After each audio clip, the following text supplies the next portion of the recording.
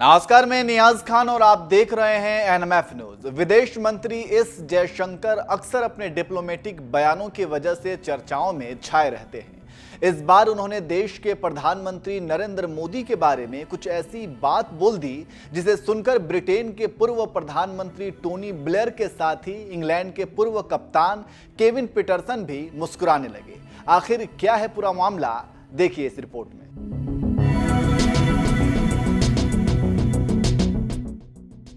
देश के प्रधानमंत्री नरेंद्र मोदी की सरकार में कई ऐसे मंत्री हैं जिनकी चर्चाएं उनके भाषण की वजह से कम, काम की वजह से ज्यादा होती हैं। फिर वो चाहे सड़क परिवहन और राजमार्ग मंत्रालय संभाल रहे नितिन गडकरी हो या फिर रेल मंत्रालय संभाल रहे अश्विनी वैष्णव। इन तमाम मंत्रियों के अलावा एक और नाम है जिसे मोदी सरकार के सबसे ताकतवर मंत्रियों में से एक गिना जाता है और ये नाम है एस जयशंकर का।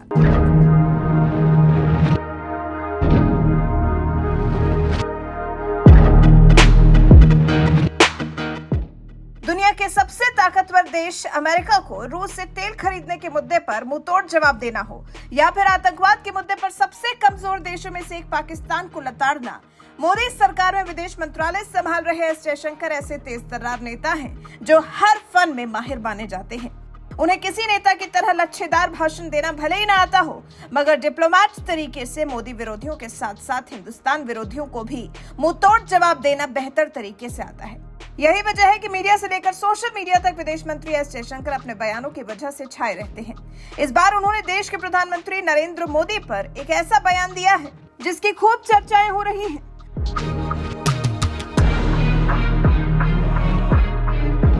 दरअसल शुक्रवार को विदेश मंत्री एस जयशंकर राजधानी दिल्ली में रायसीना डायलॉग को संबोधित कर रहे थे, जहां उनके सामने इंग्लैंड के पूर्व कप्तान केविन पीटरसन, जो क्रिकेट की दुनिया का एक जाना माना नाम है, ऐसे दिग्गज पूर्व क्रिकेटर के सामने जब एस जयशंकर से पूछा गया कि जब प्रधानमंत्री नरेंद्र मोदी आपके कप्तान हो तो क्या आप आक्रामक खेल दिखाते हैं या बाउंड्री रोकते हैं।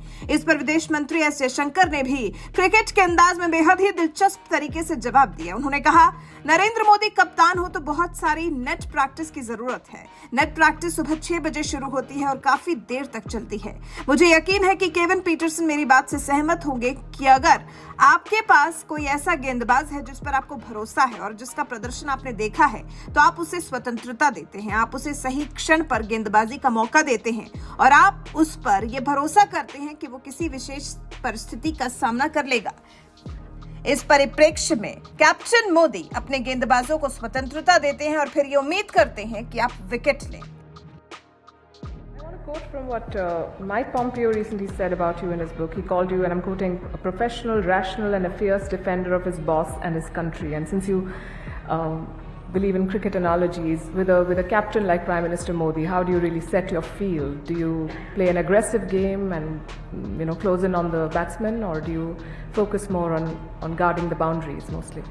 Well, I think with Prime Minister Modi, with Captain Modi, there's a lot of net practice. I mean, the net practice starts at 6 o'clock in the morning and goes on till fairly late. But again, there's also, and I'm sure Kevin would agree, I mean, if you have a particular bowler who you trust in or you've seen perform, you would give them the latitude. You throw the ball to them at the right moment. You would trust them to deal with that particular situation, and I think in that sense, Captain Modi does give his bowlers a certain amount of freedom.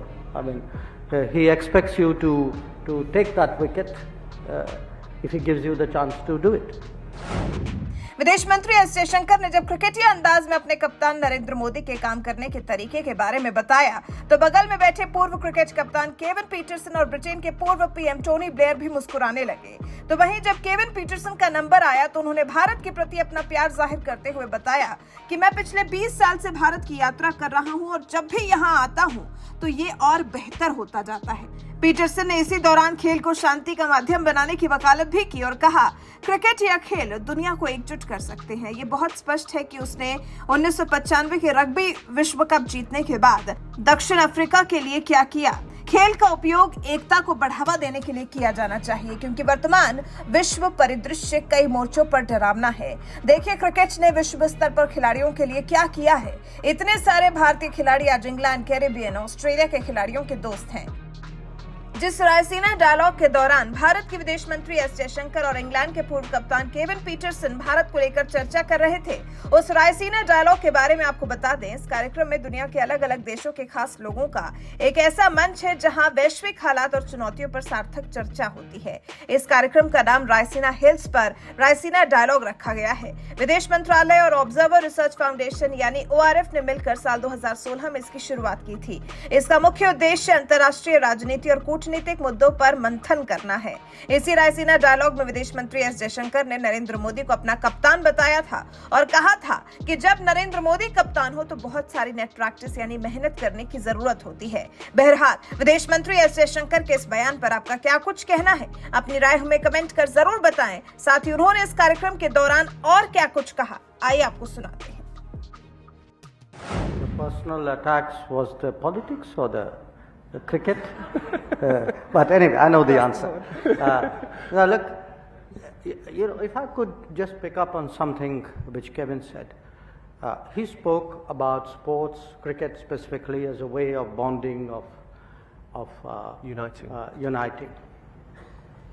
I also look at it in a slightly different way. I mean, think of us, we're from the world of sports, from the world of politics, from the world of diplomacy, and what is common amongst the three of us? All of them are extremely competitive activities. So at the end of the day, sports or politics or diplomacy are ways of taking your competitive spirit into a particular domain.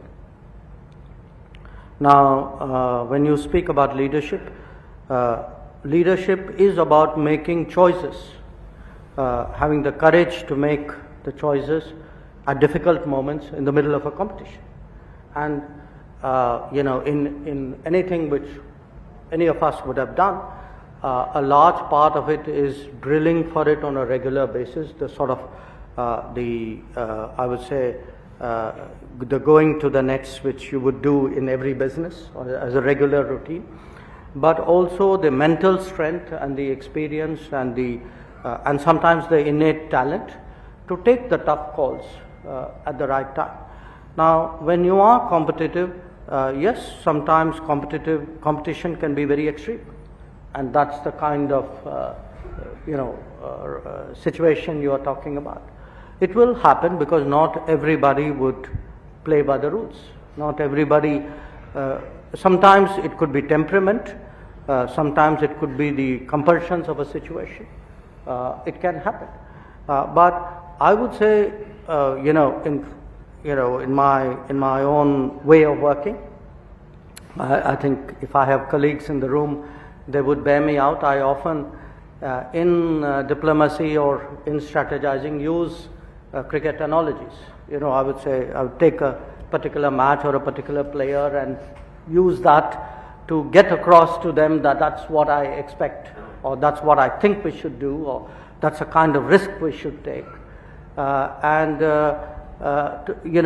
in all of this, one has to plan for the fact that there will always be sledging, there will always be something beyond the rules, something from as they say in another continent which doesn't play cricket, from the left field.